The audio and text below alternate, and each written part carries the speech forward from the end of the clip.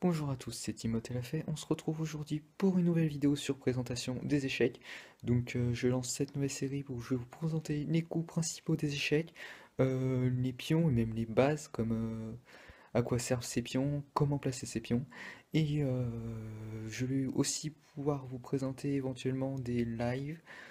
J'espère que vous apprécierez cette vidéo. N'hésitez pas à mettre des commentaires et à liker et à vous abonner. Et je vous dis bonne vidéo. Donc je vous présente le roi déjà, c'est le pion principal, c'est le pion qu'il ne faut pas se faire manger absolument parce que sinon vous perdez la partie. Donc je vous explique ses déplacements. Ses déplacements, c'est qu'il va en diagonale comme ceci, il va en ligne comme ceci, mais seulement à une case. Donc il ne va pas pouvoir faire ceci, voilà, il ne va pas pouvoir faire ceci, il va pouvoir se déplacer que comme ça, comme ça, comme ça, comme ça, comme ça, comme ça et comme ça. Donc évidemment, quand il est sur les bords, il ne pourra pas se déplacer en dehors de l'échiquier. Donc deuxième pion, vous pouvez voir la dame, c'est un pion très important, elle vaut 10 points. Question à pouvoir faire avec une dame, on va pouvoir la déplacer en diagonale aussi loin qu'on veut. On va pouvoir la déplacer en ligne aussi loin qu'on veut. Donc en gros, elle rassemble le mouvement d'à peu près tous les pions du jeu, comme vous le verrez dans la suite de la vidéo, à part le cavalier que je vais vous présenter immédiatement. Donc, troisième pion aussi, le cavalier. Le cavalier est une pièce très importante dans le jeu parce qu'elle est extrêmement difficile à prévoir ses coups. Pourquoi? Parce que la plupart des personnes expérimentées ne savent pas comment l'appréhender. Vous pouvez voir que ce cavalier n'ira pas comme ceci, ni comme ceci. Il ira comme ceci en L. Donc il va faire un L. Pourquoi? Il va faire une case, deux cases. Il va se déplacer d'une case et de deux cases. Donc vous pouvez voir que ce sera pareil dans toutes les situations. Il peut se déplacer de deux cases d'abord et d'une case ensuite, c'est aussi possible. Donc, du moment que tu respectes le mouvement, donc il va être extrêmement difficile à prévoir. Évidemment, les joueurs d'échecs assez expérimentés, qui connaissent bien le jeu comme moi, vont pouvoir prévoir ses coups sans vraiment beaucoup de difficultés. Mais c'est une pièce que je pense maîtresse après la dame dans ce jeu. On passe maintenant à la tour. La tour est placée généralement sur les bords ici, ce qui va faire que c'est assez difficile à sortir. Pourquoi? Parce qu'elle se déplace uniquement comme ceci, comme vous pouvez le voir.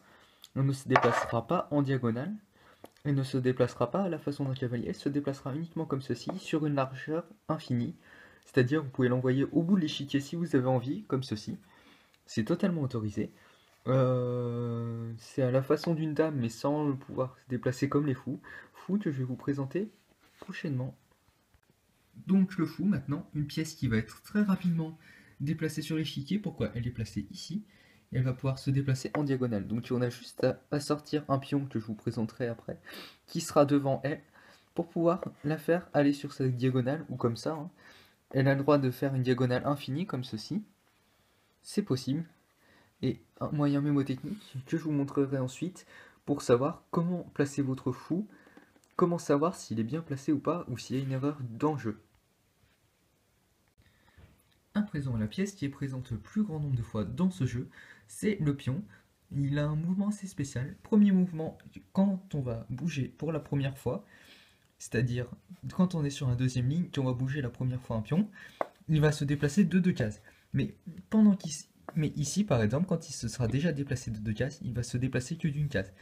Et pourquoi j'ai mis un pion ici, un pion noir ici? Parce qu'il a une façon très étrange de manger.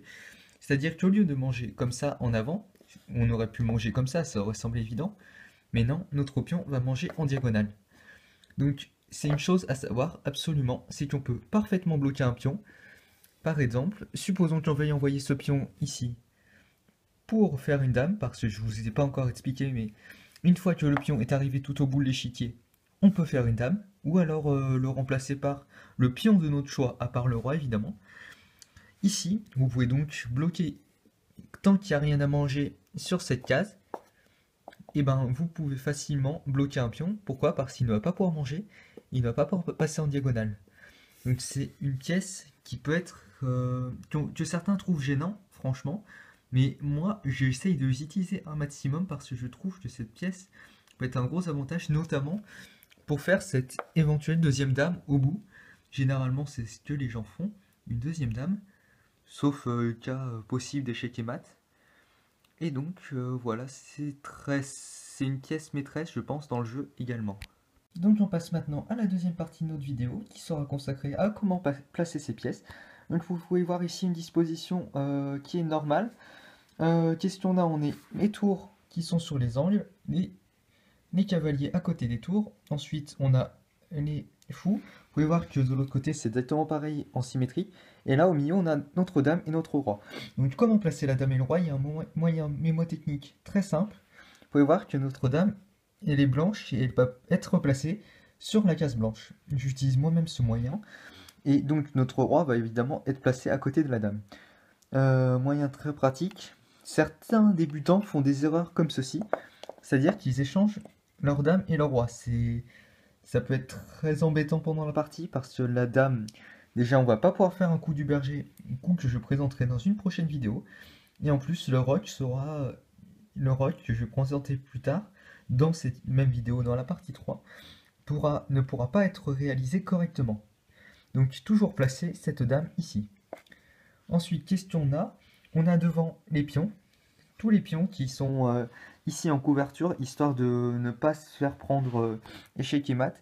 Et comme vous pouvez le voir, il y a quelque chose qui est très intéressant et que j'ai remarqué moi-même, c'est qu'en fait, où que vous mettiez, supposons cette dame, ou que vous la mettiez par exemple pour manger un pion, sans qu'elle se fasse protéger, ici par exemple, elle se fera manger par la tour.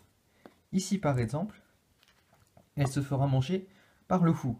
Ici, elle se fera manger par la dame. Ici, elle se fera manger par le roi. Et inversement, ici par le roi et le fou, ici par le roi, etc. Et voir, c'est une disposition très intéressante.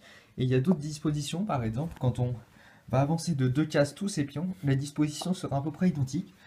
On va pouvoir, sans sacrifier de pions, enfin, on va pouvoir, sans que la dame ou un autre pion soit protégé, ou en tout cas, il se fera manger ce pion.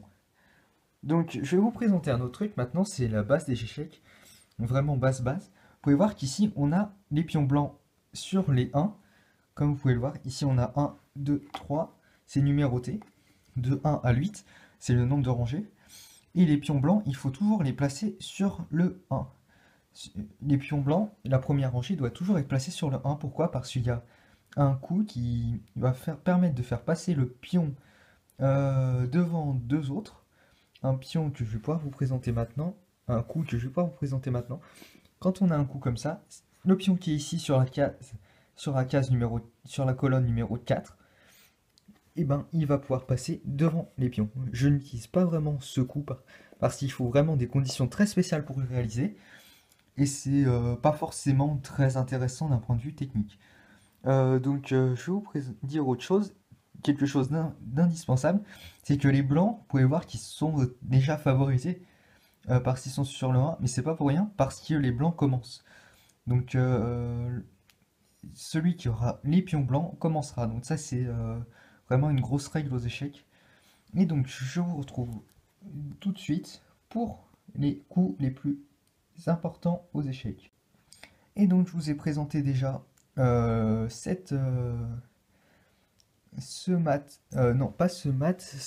passement de pion.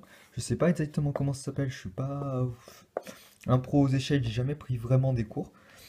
Mais comme vous pouvez voir ici, je vais vous montrer. On va enlever tous ces pions là. Oups. On va enlever tous ces pions là pour laisser que les rois et les tours. Pourquoi je fais ça?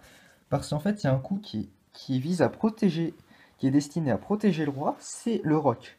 Donc qu'est-ce que ça va faire? Ça va faire que le roi va avancer de 2 cases, et la tour va passer au-dessus du roi. C'est un coup assez spécial, hein, il faut bien le connaître. Et ici, on va pouvoir le faire aussi de l'autre côté. On va déplacer le roi de 2 cases encore, et faire passer la tour au-dessus. Donc toujours déplacer le roi de seulement 2 cases.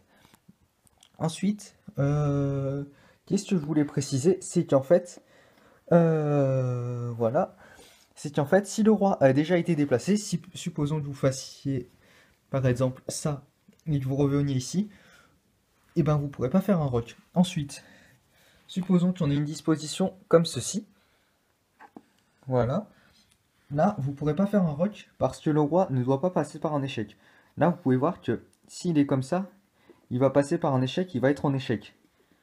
Même si c'est comme ça, comme vous pouvez voir, là, le roi va passer par un échec. Là, il va être échec ici, pas ici, mais il va pas pouvoir roquer quand même. Donc ça, c'est des points indispensables. Et qu'est-ce qu'il y a d'autre? Il faut pas aussi avoir déplacé sa tour, ça peut sembler évident, hein. Si le roi n'a pas pu être déplacé, on ne peut pas déplacer la tour.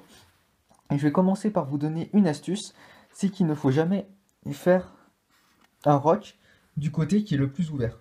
Donc, qu'est-ce que je veux dire par là?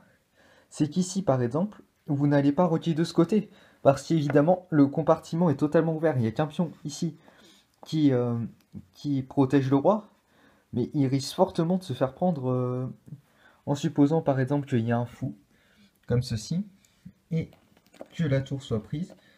Là, il va seulement pouvoir se bouger ici, mais sinon, s'il n'y a pas d'ouverture, s'il y a un pion ici, comme vous pouvez voir, il est échec et mat. Pourquoi? Qu'est-ce que l'échec et mat, d'ailleurs? Je ne l'ai pas précisé encore. C'est le fait que le roi, quoi qu'il fasse, il se fasse manger. Vous pouvez voir qu'ici, quand le roi va bouger ici, il va se faire manger par la dame. Voilà. Quand le roi va bouger ici, il va se faire manger par la dame. Si le roi ne bouge pas, il va se faire manger par la dame. Et autre chose qui est très intéressant et qui est très important pour faire des échecs et mat aux échecs, justement, c'est que si on prend la dame ici, la dame est comme protégée par le fou qui est ici. Pourquoi? Parce que le fou va pouvoir manger le roi ici. Donc le roi ne peut pas manger la dame, sinon il se fait manger lui-même et on perd la partie. Donc ça, c'est une position typique de l'échec et mat. Et donc c'est pour ça qu'il ne faut pas faire comme ça, parce que il vaut mieux faire un roc ici, comme ça, parce que le roi est nettement mieux protégé derrière les pions, hein, franchement. Même si forcément c'est pas protégé ici, mais normalement je sais pas, il y a d'autres choses qui peuvent protéger. Et franchement, c'est des positions classiques qu'il faut absolument connaître. Sinon, vous risquez fortement de perdre. Voilà, cette vidéo est finie pour aujourd'hui. N'hésitez pas à vous abonner, à liker et à poster un commentaire, comme je vous l'ai dit dans le début de cette vidéo.